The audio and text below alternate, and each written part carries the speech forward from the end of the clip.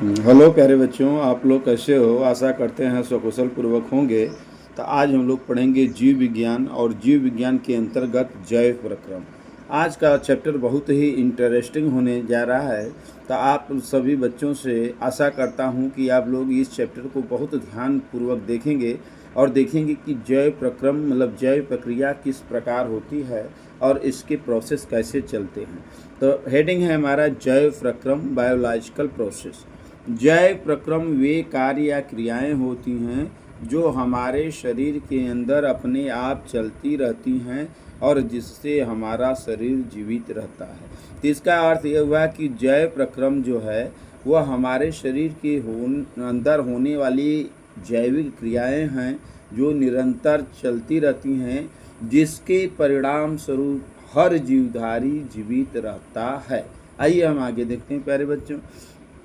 तो जैव प्रक्रम में देखा जाए तो 4 भागों में बांटा गया है। जैव प्रक्रम का जो पहला भाग है पोषण व पाचन, उसका दूसरा भाग है श्वसन, उसका तीसरा भाग है परिवहन और उसका चौथा भाग है उत्सर्जन। मतलब जैव प्रक्रम के 4 प्रोसेस हो सकते हैं। तो आज हम देखेंगे पोषण व पाचन के बारे में। आइए देखते हैं प्यारे बच्चों। तो पोषण की परिभाषा, definition of the nutrition in the Hindi. पोषण एक ऐसी प्रक्रिया है जिसमें जीव भोजन खाता है, उसे पचाता है और फिर उस भोजन से ऊर्जा और जरूरी तत्व प्राप्त करता है ताकि शरीर को ठीक से काम कर सके। तो पोषक तत्वों में हमारा जो होता है प्रोटीन है, विटामिन है, कार्बोहाइड्रेट है, फैट्स, ये सब चीज़ें होती हैं। इनके 5 भाग होते हैं तो जो पोषण के अंतर्गत होते हैं। पोषण का मतलब होता है वह पोषक तत्व जो हमारी जैविक क्रियाओं के लिए अति आवश्यक होता है, जिसके कारण हमारी जैविक क्रियाएं चलती रहती हैं। आइए हम आगे देखते हैं प्यारे बच्चों। स्वपोषण, यहाँ पोषण का जो पहला भाग है स्वपोषण। स्वपोषण का मतलब स्वपोषण की क्या करें परिभाषा देखिए। जब कोई जीव स्वयं अपना भोजन बनाता है तो उसे स्वपोषण कहते हैं। देखिए, जब कोई जीव अपना भोजन स्वयं बनाता है, दूसरे पर आश्रित नहीं रहता है, तो उसे ही स्वपोषण कहते हैं। तो प्यारे बच्चों, जितने भी पौधे होते हैं वे अपना भोजन स्वयं बनाते हैं, ये किसी दूसरे पर आश्रित नहीं होते हैं। तो इस प्रकार की पोषण स्वपोषण कहलाता है। आइए आगे देखते हैं प्यारे बच्चों। अब हम देखेंगे परपोषण। परपोषण माने जो दूसरे के द्वारा पोषित होते हैं, अर्थात जब कोई जीव खुद खाना नहीं बनाता बल्कि दूसरे से खाना लेकर जिंदा रहता है तो वह परपोषी कहलाता है। जैसे मनुष्य खुद खाना नहीं बनाता लेकिन सेब, अनार या भोजन करके जीवित रहता है। तो इस प्रकार के पोषण को हम परपोषण या पैरासाइट कहते हैं। आइए आगे देखते हैं। परपोषण के प्रकार। तो परपोषण को 3 भागों में बांटा जा सकता है। पहला है प्राणी समभोजी पोषण, दूसरा का भाग होता है मृतोपजीवी पोषण और तीसरा का भाग होता है परजीवी पोषण। यहाँ आपने देखा कि परपोषण जो दूसरे पर आश्रित पोषण होता है उसके 3 भाग बटे। पहला भाग होता है प्राणी समभोजी पोषण, दूसरा का होता है मृतोपजीवी पोषण जो मृतक जीवों पर आश्रित होकर अपना भोजन। परजीवी पोषण मतलब जो दूसरे जीव पर आश्रित होता है, जैसे फीता कृमि, पीन कृमि, ये सब आ जाते हैं। आइए हम देखते हैं आगे। प्राण समभोजी पोषण, जब कोई जीव ठोस भोजन को खाकर पोषण प्राप्त करता है तो उसे प्राण समभोजी पोषण कहते हैं। उदाहरण में मनुष्य, शेर, गाय आदि ऐसे जीव हैं जो भोजन को खाते हैं, पचाते हैं और उससे ऊर्जा प्राप्त करते हैं। देखिए, एक मनुष्य भोजन जब खाता है तो उसका डाइजेस्टिंग सिस्टम होता है पूरा का पूरा आहार नाल, जिसमें भोजन खाकर पचाया जाता है, जिसके परिणाम स्वरूप उसे ऊर्जा प्राप्त होती है। यही प्रोसेस हमारे गायों के भी बीच में होती है। ये भोजन को खाते हैं, पचाने के लिए जुगाली करते हैं, इसके बाद उसका भोजन पचता है और उसे ऊर्जा प्राप्त होता है। आइए हम आगे देखते हैं प्यारे बच्चों। मृतोपजीवी पोषण। तो मृतोपजीवी पोषण क्या होता है तो इसको समझे। मित्रोष्ण जीव ऐसे जीव होते हैं जो मृत और सड़े गले जीवों या जय पदार्थ से पोषण प्राप्त करते हैं। उदाहरण के लिए फफूंदी, कवक जिसको फंगी कहते हैं, और कुछ जीवाणु जिसे बैक्टीरिया कहते हैं। तो ये सड़े हुए चीज़ों पर ही उत्पन्न होते हैं और अपना पोषण प्राप्त करते हैं। ऐसे पोषकों को हम मृतोपजीवी पोषण कहते हैं। आइए आगे देखते हैं। परजीवी पोषण। परजीवी पोषण का मतलब होता है ऐसे पोषक जीव जो दूसरे जीवों पर निर्भर करते हैं। तो जब कोई जीव किसी अन्य जीव के शरीर पर या उसके अंदर रहकर उसका भोजन चूसकर अपना पोषण करता है तो इस प्रक्रिया को परजीवी पोषण कहते हैं। उदाहरण के लिए जू, जोक, मच्छर, टेपवार्म, पिनवार्म आदि ये सब कैसे हैं भैया? परजीवी पोषण होते हैं, परजीवी पोषण के अंतर्गत आते हैं। क्योंकि ये जो आपका मच्छर है या जू है या जोक है या टेपवार्म है या पेट में पलने वाला केंचुआ होता है, यह दूसरे जीवों से सीधे अपना भोजन ग्रहण करता है, उसके रक्त या भोजन को चूसकर। इसलिए ऐसे जीव परजीवी पोषण के अंतर्गत आते हैं। आइए आगे देखते हैं। अब हम देखेंगे प्रकाश संश्लेषण। प्रकाश संश्लेषण को फोटोसिंथेसिस कहते हैं। जब हरे पौधे सूर्य के प्रकाश की मदद से कार्बन डाइऑक्साइड और पानी से अपना भोजन या ग्लूकोज बनाते हैं तो इस प्रक्रिया को प्रकाश संश्लेषण कहते हैं। कार्बन डाइऑक्साइड, जल तथा सूर्य का प्रकाश, ग्लूकोज, भोजन, ऑक्सीजन, इसमें होगा 6CO2 प्लस 12H2O। तो 6CO2 जो है यह कार्बन डाइऑक्साइड की मात्रा है, 12H2O जो कि जल की मात्रा है। इससे आपका बनता है ग्लूकोज C6H12O6 और बनता है 6O2। 6 अणु आपके ऑक्सीजन गैस निकलते हैं और 6 अणु जल के बनते हैं। तो प्रकाश संश्लेषण की क्रिया पौधों में पत्तियों के द्वारा होता है। सूर्य के प्रकाश के उपस्थिति में पानी और कार्बन डाइऑक्साइड के द्वारा परागण के द्वारा किया जाता है, जिसे हम प्रकाश संश्लेषण की प्रक्रिया कहते हैं। आइए आगे देखते हैं। रंध्र। रंध्र को स्टोमेटा कहते हैं। ये देखो प्यारे बच्चों, जो मूंगफली के द्वारा बना हुआ है पत्ती पर बीच में जो गैप है, इसी को हम रंध्र या छिद्र कहते हैं। तो रंध्र पत्तियों पर छोटे छोटे छेद होते हैं जिनसे पौधा सांस लेता है और पानी की भाप को बाहर निकालता है। इसी भाग को हम रंध्र या स्टोमेटा कहते हैं। तो स्टोमेटा पौधों के पत्तियों के में पाया जाता है। आइए आगे देखते हैं। अब हम लोग देखेंगे अमीबा में पोषण। तो न्यूट्रिएंट्स इन द अमीबा। तो अमीबा भोजन को पकड़कर निगलता है, पचाता है और उपयोग करता है। इसी को अमीबा में पोषण कहते हैं। देखिए यह अमीबा है, ये छोटे छोटे पत्तियों को एब्जॉर्ब कर लेता है, ग्रहण कर लेता है, तो जिसको पकड़कर पचा लेता है और इस प्रकार से इसका न्यूट्रिएंट्स प्राप्त होता है। आइए आगे देखते हैं। तो अब देखेंगे अमीबा में पोषण। तो अमीबा में जो पोषण होता है इसके 5 भाग होते हैं। पहला भाग होता है अंतर्ग्रहण, दूसरा भाग होता है पाचन, तीसरा भाग होता है अवशोषण, चौथा भाग होता है स्वांगीकरण और पांचवा भाग होता है बहिष्करण। तो एक्सजेरेशन जिसे कहते हैं। आइए प्यारे बच्चों हम आगे की तरफ देखते हैं। तो पहला है अंतःग्रहण। जब कोई जीव दूसरे जीव के भोजन को सीधे अपने शरीर के अंदर लेता है, मतलब ग्रहण कर लेता है, तो उसे अंतःग्रहण कहते हैं। अमीबा में आप देखेंगे दूसरा हेडिंग पाचन। अमीबा में पाचन वह प्रक्रिया है जिसमें यह भोजन को निगलकर अपने कोशिका द्रव्य में पचाता है। तो क्या हुआ कि अमीबा जो है पाचन में प्रक्रिया के द्वारा क्या करता है, भोजन को निगलकर उसे अपनी कोशिका द्रव्य में पचाने का प्रयास करता है। आइए देखते हैं अमीबा में अवशोषण।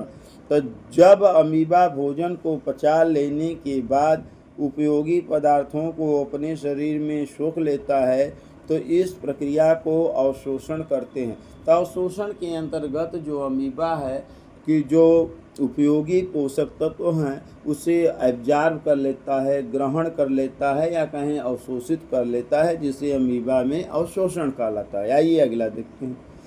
अमीबा में स्वांगीकरण। जब अमीबा बिना किसी अन्य जीव के साथ मिलन के समय अपने आप से नई संतान बनाता है तो इस प्रक्रिया को स्वांगीकरण कहते हैं। तो स्वांगीकरण में कोई एक जीव अपने से दूसरे जीव को उत्पन्न कर जाता है बिना दूसरे जीव के संपर्क के।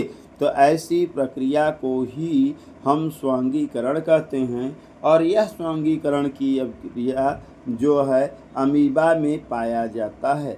और इसमें अंतिम हेडिंग है अमीबा में बहिष्करण, 5वीं हेडिंग।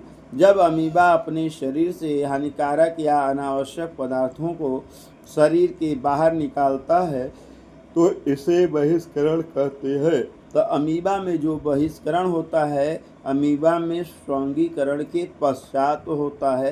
तो यह अपने पचे हुए भोजन को अंदर ग्रहण कर लेते हैं। जो भोजन पचाना होता है, जो पोषक होते हैं, जो अवशिष्ट पदार्थ होते हैं, उन्हें अपने शरीर से बाहर निकाल देते हैं। तो आप देखेंगे प्यारे बच्चे जंतुओं तथा मानव में पोषण। तो इसमें है अंतःग्रहण, पाचन, अवशोषण, बहिष्करण, स्वांगीकरण। आइए हम देखते हैं अंतःग्रहण। तो जंतु तथा मानव में पोषण। तो अंतर्ग्रहण इंडाइजेशन। तो मानव में पोषण की वह प्रक्रिया है जिसमें भोजन को मुंह के द्वारा शरीर के अंदर लिया जाता है या ग्रहण किया जाता है। यह पोषण की पहली अवस्था होती है। तो पहले भोजन को हम अपने मुख के द्वारा अंदर लेते हैं जिसे अंतःग्रहण कहते हैं। दूसरा है मानव में पाचन। मानव में पाचन वह प्रक्रिया है जिसमें खाए गए भोजन को सरल घुलनशील पदार्थों में तोड़ा जाता है ताकि शरीर उन्हें आसानी से अवशोषित कर सके, तो जिसे मानव में पाचन कहलाता है। इसके बाद में पचे हुए भोजन का अवशोषण होता है, एब्जॉर्प्शन। जब पचा हुआ खाना छोटी आंत में पहुंचता है तो खून में मिल जाता है तो उसे अवशोषण कहते हैं। तो मतलब पचा हुआ भोजन छोटी आंत में खून में मिल जाता है जो कि अवशोषण कहलाता है। आइए आगे देखते हैं। मानव में पोषण स्वांगीकरण। जब पचे हुए भोजन के पोषक तत्व शरीर की कोशिकाओं द्वारा अवशोषित होकर उसमें उपयोग होने लगते हैं तो उसे स्वांगीकरण कहते हैं। मतलब जो पचे हुए भोजन होते हैं अवशोषण के पश्चात उपयोग में लाए जाते हैं तो उसे ही हम स्वांगीकरण कहते हैं। मानव में पोषण बहिष्करण। अवांछित और अपाच्य पदार्थों को शरीर से बाहर निकालने की प्रक्रिया को बहिष्करण या एक्सजरेशन कहते हैं। तो आइए हम देखते हैं प्यारे बच्चों कि जो भोजन है वो किस प्रकार से हम ग्रहण करते हैं। ग्रहण करने के बाद उसका पाचन होता है और पाचने के बाद जो मुख्य पोषक तत्व है उसका अवशोषण होता है और इसके बाद जो शेष पदार्थ होता है, जो अपाच्य पदार्थ होता है, उसको हम शरीर के द्वारा बाहर निकाल देते हैं। तो आज के लिए इतना ही प्यारे बच्चों। अच्छा, और आगे देखते हैं प्यारे बच्चों। आइए देखिए मानव पाचन तंत्र। तो मानव पाचन तंत्र में थोड़ा आगे भी आज हम लोग देख लें तो मुख में पाचन, ग्रस का आमाशय में पाचन, ग्रहणी व क्षुद्रांश में पाचन, बृहदांत्र व मलाशय। तो आइए देखते हैं पहला हेडिंग मुख में पाचन। तो यहाँ है मानव पाचन तंत्र के बारे में। तो मानव पाचन तंत्र में मुख में पाचन, पहला हेडिंग है मुख में पाचन। तो मुख में पाचन वह प्रक्रिया है जिसमें भोजन को दांतों द्वारा चबाकर छोटे छोटे टुकड़ों में तोड़ा जाता है और लार या सलाइवा की सहायता से उसे नरम एवं घुलनशील बनाया जाता है, जिसको मुख में पाचन कहते हैं। तो भोजन का जो पाचन होता है मुख गुहा से प्रारंभ होता है, फर्स्ट स्टेज होता है। सेकेंड स्टेज ग्रसका होता है। तो ग्रसका एक पाइप जैसी नली होती है जो भोजन को गले से पेट तक पहुंचाती है। तो ग्रसका एक प्रकार की नली होती है जो मुख गुहा से भोजन को पेट तक पहुंचाने का कार्य करता है। आइए आगे देखते हैं आमाशय में पाचन। तो आमाशय में खाना पेट के रसों से मिलकर नरम होता है और प्रोटीन टूटकर सरल रूप ले लेता है ताकि शरीर में उसका उपयोग कर सके। इस प्रकार इसे आमाशय में पाचन कहते हैं। मानव पाचन तंत्र में ग्रहणी और क्षुद्रांत। ग्रहणी और क्षुद्रांत में पाचन प्रक्रिया में पित्त रस, अग्नाशय रस और अन्य एंजाइम भोजन को सरल पोषक तत्वों में तोड़ते हैं जिससे वे शरीर द्वारा आसानी से अवशोषित किए जा सके, जिसे ग्रहणी या क्षुद्रांश में पाचन कहलाते हैं। बृहतांत की परिभाषा। Large intestine. बृहतांत मानव पाचन तंत्र का अंतिम भाग है जहाँ जल और लवण का अवशोषण होता है और अवशिष्ट पदार्थों को ठोस मल में बदलकर बाहर निकाल दिया जाता है। आइए आगे देखते हैं प्यारे बच्चों। दांत। तो दांत एक कठोर संरचना है जो भोजन को चबाने, काटने और पीसने में मदद करता है। यह मुंह के अंदर मसड़ों में स्थित होता है। तो दांत जो होता है मुख गुहा में उपस्थित मसड़ों पर लगा होता है। यह दांत जो है भोजन को काटने, चबाने, पचाने में मदद करता है। आइए आगे देखते हैं दांत के प्रकार। Types of the teeth in Hindi. तो मनुष्य के मुख में 4 प्रकार के दांत पाए जाते हैं। प्रत्येक दांत का कार्य अलग अलग होता है। पहला है जो कि कृंतक, जिसको इंसाइसर कहते हैं। कुल 8 होते हैं जो ऊपरी व निचले जबड़ों में 4 ये सामने होते हैं। कार्य भोजन को काटना होता है। कृंतक का कार्य भोजन को काटना होता है। दूसरा है कुशिक, काइनाइन। कुल 4 होते हैं। ऊपरी व निचली जबड़े में 2 होते हैं, मतलब बाएं और दाएं। इस प्रकार जबड़े में ऊपर और नीचे कुल इनकी संख्या 4 होती है। आइए हम आगे देखते हैं अंतर अग्रचौड़क, जिसको प्रिय मोलर कहते हैं। कुल 8 होते हैं। ऊपरी व निचले जबड़े में 4 संख्या होती है। इनका कार्य भोजन को चबाना और पीसना होता है। और चौथा है चवर्णक, जिसको मोलर्स कहते हैं। इनकी कुल संख्या 12 होती है। ऊपरी व निचली जबड़े में इनकी संख्या 6 होती है, जिनमें तीसरे चवर्णक को बुद्धि दांत या विजडम टूथ भी कहते हैं। कार्य भोजन को अच्छी तरह से पीसना या ग्राइंडिंग करना होता है जिससे कि भोजन पचने में सरल हो सके। आइए यकृत की बात करें। लीवर। तो यकृत एक महत्वपूर्ण अंग है जो शरीर में पाचन, पोषण, भंडारण और विषैले पदार्थों को निष्क्रिय करने का कार्य करता है।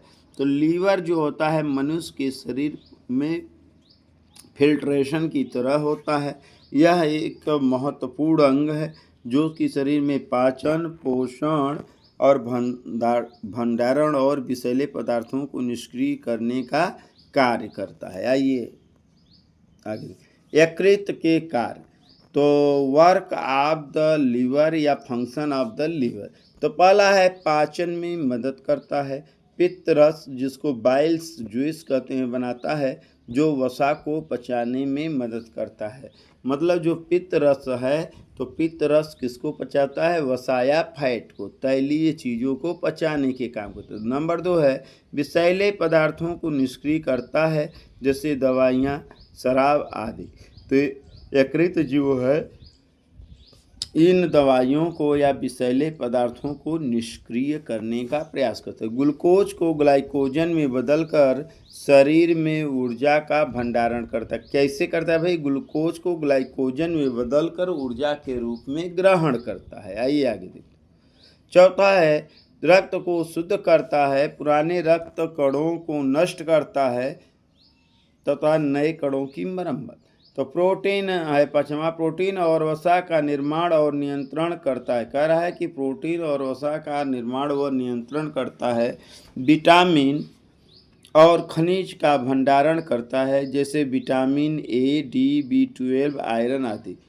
सातवां है रक्त जमाव में सहायक रसायन बनाता है, जैसे फाइब्रिनोजन। तो फाइब्रिनोजन कुछ ऐसे पदार्थ हैं जो कि रक्त की जमाव में सहायक होते हैं। आइए आगे देखते हैं। पित्ताशय। तो पित्ताशय एक छोटा थैलीनुमा अंग होता है जो यकृत के नीचे स्थित होता है। कहाँ होता है? मनुष्य के शरीर में लीवर के नीचे होता है और पित्त रस को संग्रहित करता है। किस रस को संग्रहित करता है? पित्त रस को। पित्त रस कहाँ पाया जाता है? पित्ताशय में। तो आज के लिए इतना ही प्यारे बच्चों। तो यह वीडियो कैसा लगा तो आप लोग लाइक करना, शेयर करना और सब्सक्राइब करना न भूलें। जय हिंद, जय Bharat. Thank you so much nice.